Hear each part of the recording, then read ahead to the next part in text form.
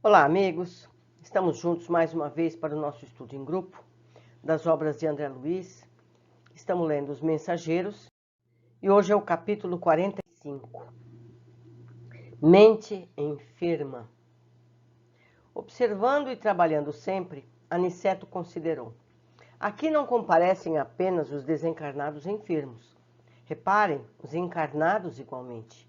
Entre o nosso círculo e a Assembleia dos Irmãos Corporificados, a percentagem de trabalhadores em relação ao número de doentes e necessitados é quase a mesma.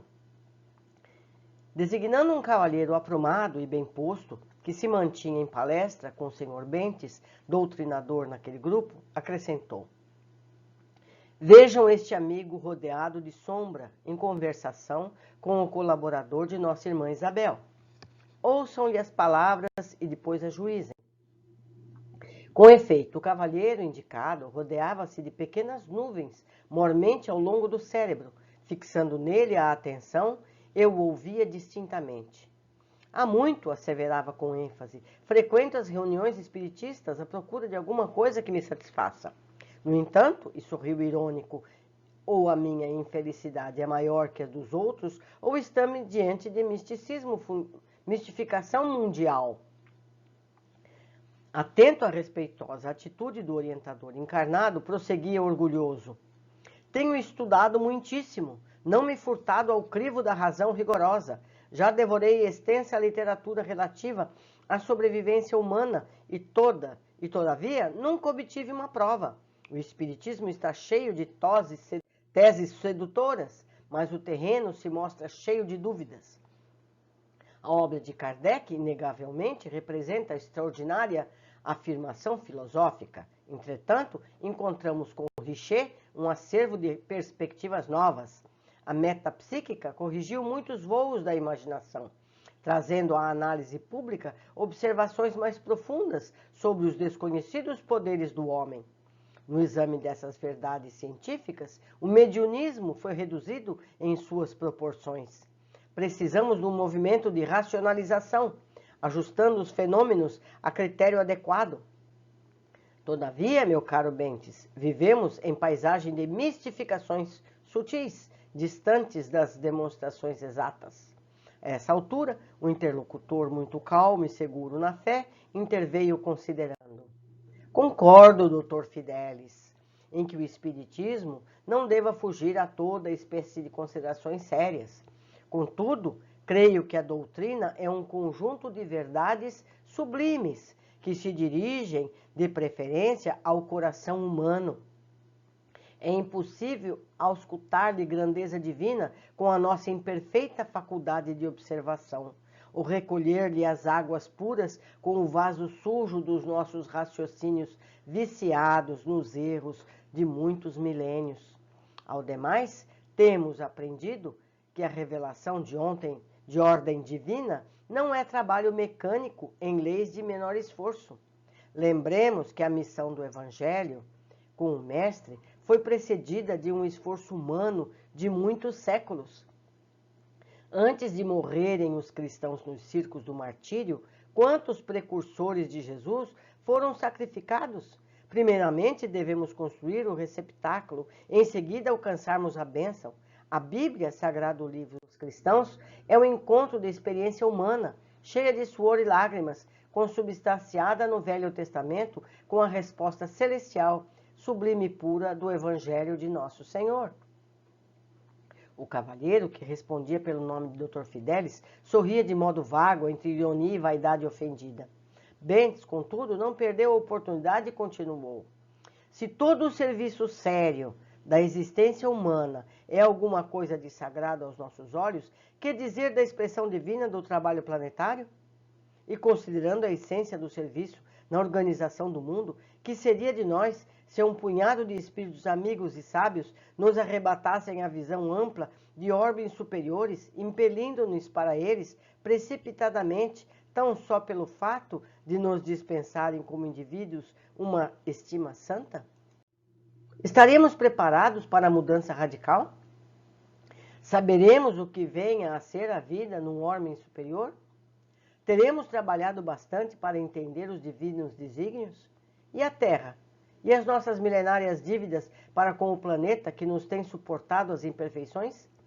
Como residir nos andares mais altos sem drenar os pântanos que jazem mais baixo?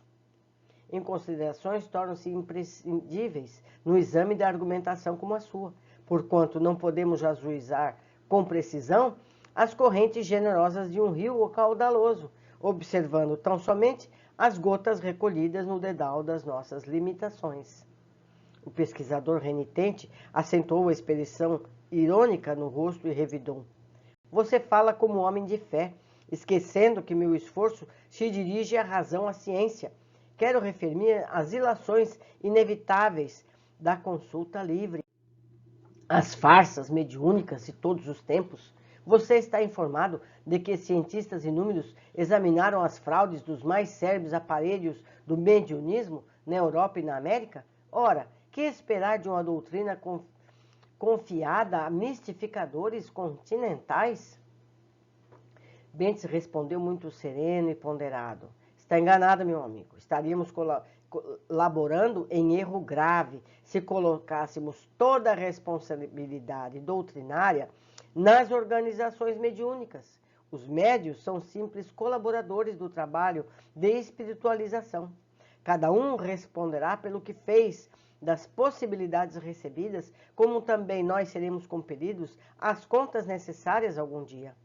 Não poderíamos cometer o absurdo de contribuir à concentração de todas as verdades divinas somente na cabeça de alguns homens, candidatos a novos cultos de adoração. A doutrina, Dr. Fidelis, é uma fonte sublime e pura, inacessível aos pruridos individualistas de qualquer um de nós, fonte na qual cada companheiro deve beber a água da renovação própria. Quanto às fraudes mediúnicas a que se refere, é forçoso reconhecer que a pretensa infalibilidade científica tem procurado converter os mais nobres colaboradores dos desencarnados em grandes nervosos ou em simples cobaias de laboratório. Os pesquisadores atualmente, batizados como metapsiquistas, são estranhos lavradores que enxadeiam no campo de serviço sem nada produzirem de fundamentalmente útil. Inclinam-se para a terra, contam os grãos de areia e os vermes invasores, determinam o grau de calor, estudam a longitude, observam as exposições climáticas e anotam as variações atmosféricas, mas com grande surpresa para os trabalhadores sinceros, desprezam a semente. O interlocutor deixou de sorrir e observou. Vamos ver, vamos ver. Espero a mensagem dos meus com sinais inaludíveis de sobrevivência após a morte. Aniceto nos tocou de leve e falou. Repararam como este homem traz a mente enfermiça? É um dos curiosos doentes encarnados.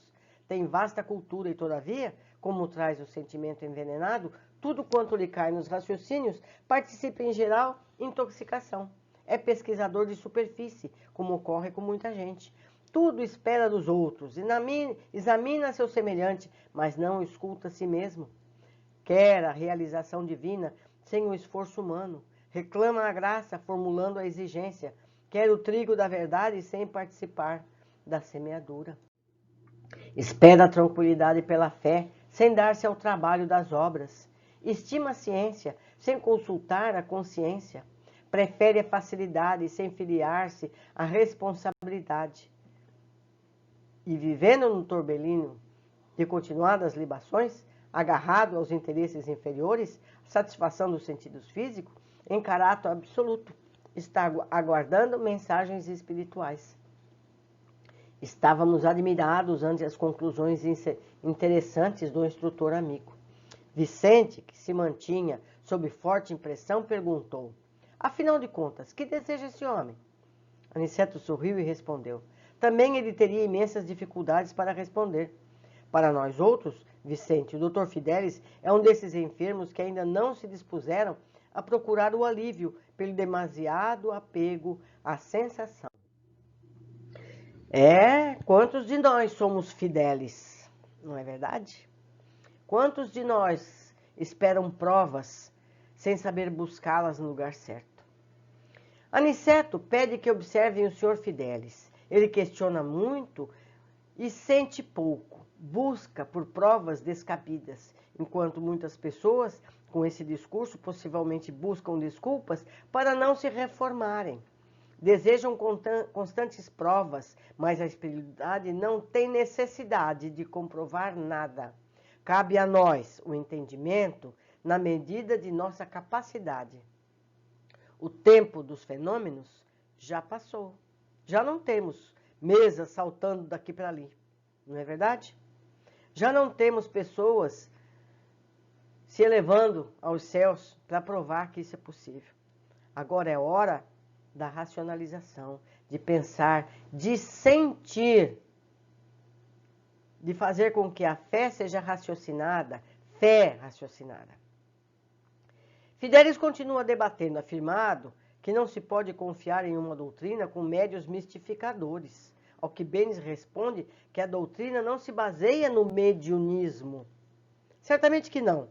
Kardec codificou a doutrina com a ajuda de médiuns confiáveis e espíritos elevados, tanto que sempre afirmou que a doutrina é dos espíritos, não é de Kardec. Os médiuns que atuam hoje têm várias funções, desde o atendimento direto a espíritos até os que continuam trazendo obras de esclarecimento espiritual, continuando a pesquisa de Kardec. Como Kardec mesmo recomendou, continuem as pesquisas. Cada um deles tem seu valor e contribuição específica, mas a doutrina não depende desses médiuns para provar nada. Precisamos ter sempre isso em mente. Precisamos entender que cada coisa tem seu tempo e que a morte morreu. Já está provado que a morte não existe. O que nós temos que pensar é como viver melhor para poder morrer melhor. Um grande abraço a todos, espero a contribuição de todos na área de comentários. Um abraço.